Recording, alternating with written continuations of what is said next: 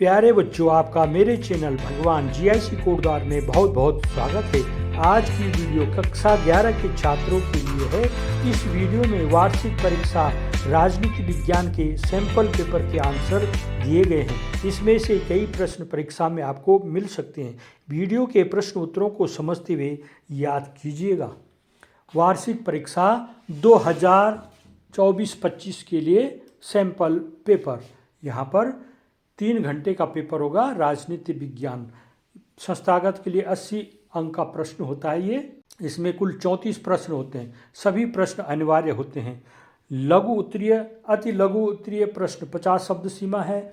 दीर्घ उत्तरीय प्रश्न के शब्द सीमा 100 शब्द है। विस्तृत उत्तरीय प्रश्नों को आपने 250 शब्दों में आंसर देना है। तो शब्द सीमा का इसमें ध्यान रखिएगा।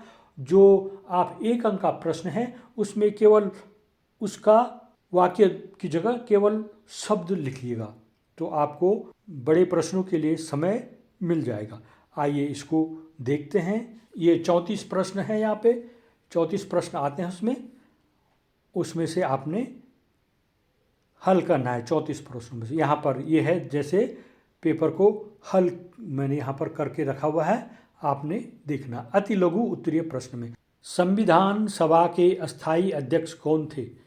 डॉक्टर राजेंद्र प्रसाद। आपने 2-3 शब्दों में लिख देना है। स्वराज्य से आप क्या समझते हैं? स्वराज का अर्थ है स्वशासन और अपना राज्य, जो भारत के राष्ट्रीय आंदोलन के दौरान स्वतंत्रता और आत्मनिर्णय की मांग पर बल देने वाला एक महत्वपूर्ण शब्द था। भारत के संविधान में शिक्षा किस सूची का विषय है? आपने लिखना है समवर्ती सूचिका। भारत के संविधान में नीति निर्देशक तत्व किस देश के संविधान से लिए गए? उत्तर में आयरलैंड लिख देना आपने। अंतर्राष्ट्रीय मानवाधिकार दिवस डैश डैश कब मनाया जाता है? 10 दिसंबर। प्रश्न 6, भारत के प्रथम मुख्य निर्वाचन आयुक्त कौन थे? उत्तर में लिखेंगे सुकुमार सेन। पॉलिटिक्स के लेखक का नाम लिखिए, 1 शब्द में लिख देना आंसर अरस्तु।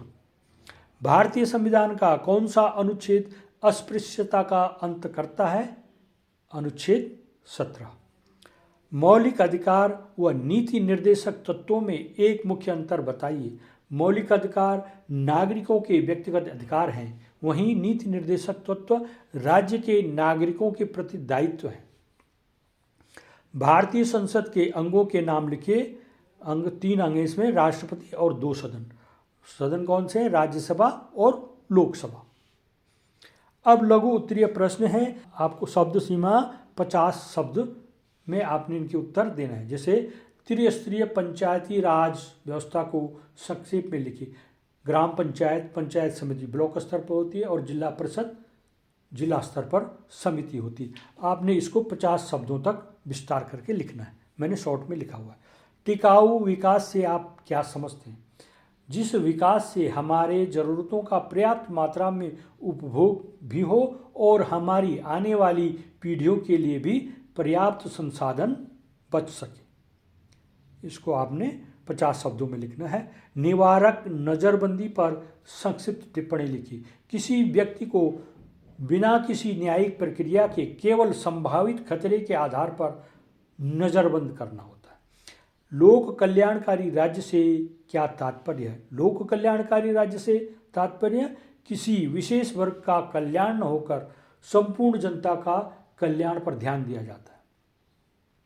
न्यायिक सक्रियता को समझाइए। विकसित व विकासशील देशों में 2 अंतर बताइए। तो आपने यहाँ पर कैसे लिखना है? विकसित देशों में औद्योगिकीकरण का स्तर उच्च होता है और उनकी अर्थव्यवस्था में औद्योगिक स्तर का योगदान अधिक होता है, जबकि विकासशील देशों में औद्योगिकीकरण का स्तर कम होता है और उनकी अर्थव्यवस्था में कृषि और सेवा क्षेत्र का योगदान अधिक होता है। विकसित देशों में प्रति व्यक्ति आय उच्च, जबकि विकासशील देशों में प्रति व्यक्ति आय कम होती है। विधेयक के विभिन्न प्रकारों के नाम लिखिए।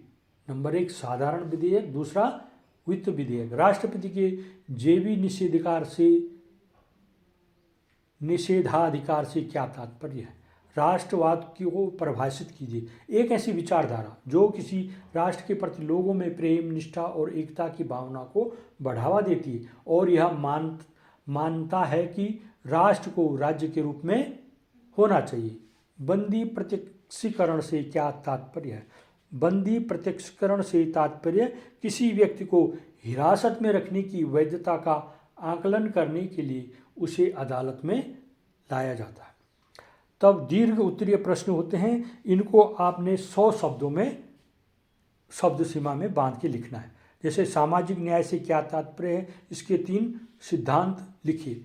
नैन्सी फ्रेजर के सामाजिक न्याय के 3 आयाम पुनर्वितरण संसाधनों का, मान्यता हाशिया पर पड़े समूहों की और भागीदारी व्यक्तियों और समूहों की, इसको आपने 100 शब्दों तक विस्तार करके लिखना है। जैसे प्रश्न 22 है, यह भी दीर्घ उत्तरीय प्रश्न है, 100 शब्दों में इसको बांध के लिखना है आपने। नारीवाद पर एक संक्षिप्त टिप्पणी लिखिए। नारीवाद एक सामाजिक और राजनीतिक विचारधारा है जो महिलाओं के अधिकारों और सामाजिक समानता के लिए संघर्ष करती है। आपने निम्न टॉपिक को विस्तार से लिख देना है। लक्ष्य, मूल्य, इतिहास, विभिन्न प्रकार, नारीवाद की आलोचना, नारीवाद के समर्थक और निष्कर्ष, ये लिख देना है इसको थोड़ा थोड़ा बढ़ा के। प्रश्न 23, डॉक्टर अंबेडकर द्वारा भारतीय संविधान के किस अनुच्छेद को संविधान की आत्मा और हृदय कहा गया है और क्यों? अनुच्छेद 32 को भारतीय संविधान का हृदय और आत्मा कहा। उनका मानना था कि संविधान के विभिन्न प्रावधानों में से अनुच्छेद 32 सबसे महत्वपूर्ण है। इसको आपने विस्तार देना है। फिर ये प्रश्न 24 है, इसके उत्तर ढूंढ लीजिएगा। प्रश्न 25, इसको मैंने यहाँ पर दे रखा है। नागरिक को क्या सुविधा है, विदेशी को क्या सुविधा है? नागरिक को राज्य की सदस्यता प्राप्त होती है, नागरिकों को मतदान का अधिकार होता है, विदेशी को मतदान का अधिकार प्राप्त नहीं होता है।